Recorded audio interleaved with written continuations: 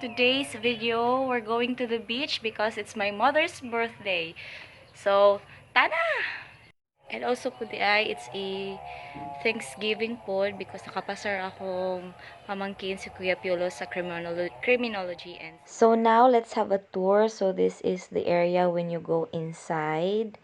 So, wala pa siya na fully developed. So, dako pa kayo ang space. Before I proceed, please don't forget to like and subscribe and click the notification bell for new updates. So, this is the area sa Aloha di Dubai. That's like store. And this, I think this is a function hall. And video kihan diri dapit, I think. So, another cottages po siguro. So, big area, wala pa tanan na construct. This is a new beach resort here in Ubay.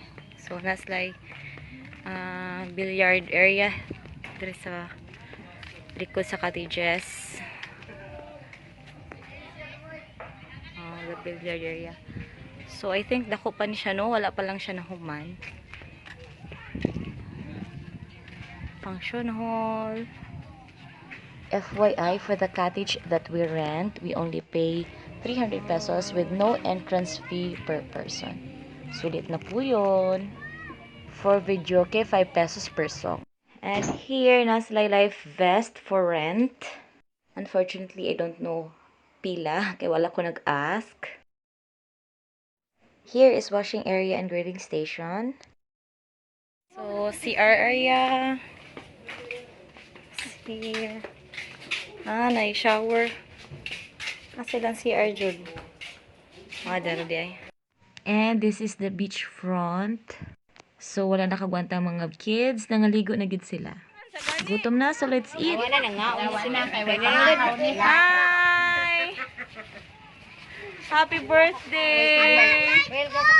Di ako manang i-kuan. Ay, congrats! Hi!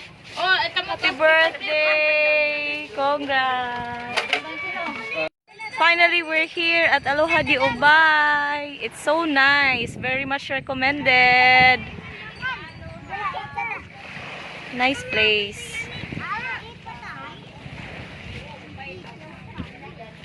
And the cottages. So, it's our way of celebrating the birthday of my mother and sa pagkapasar ni Kuya Piolo and Ate Joy sa maestra, and then sa pagkapasar sa criminology ni Kuya Piolo. The cottages. So as you can see, nice ang place, but unfortunately ang shoreline is itom siya and lapok ang dagat actually. Pero kung hindi ka naman choosy tulad namin, okay na din ang place na to.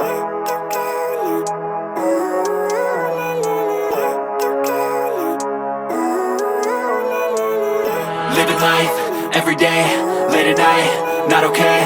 All I want, and I pray, all I need are some better days. Fuck me, I'm looking in the mirror, so foggy, but I've never seen clearer. I don't really think anyone can save me, and honestly I'm not really sure I want saving. I like to be my own worst enemy. There's no risk if you don't try at anything, so I'ma just keep buying everything. See you in the next life, have to be a better me. I don't think that my head's on straight, gotta flip it and grip it and go and get an x-ray.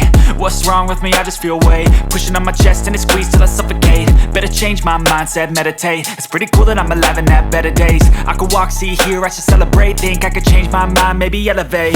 Living life, every day, late at night, not okay.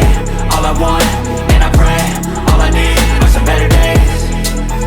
Yeah, all I need are some better days. Cause all I want, and I pray, I believe in the better days. I'm kinda stuck between a rock and a hard place. Do I work hard or live at my pace? Videoke time here at Aloha di Ubay. Going home na. Getting ready. Watching guys, please don't forget to like and subscribe and click the notification bell for new updates. Bye. If you have questions, just comment down below. I will try to answer all your queries.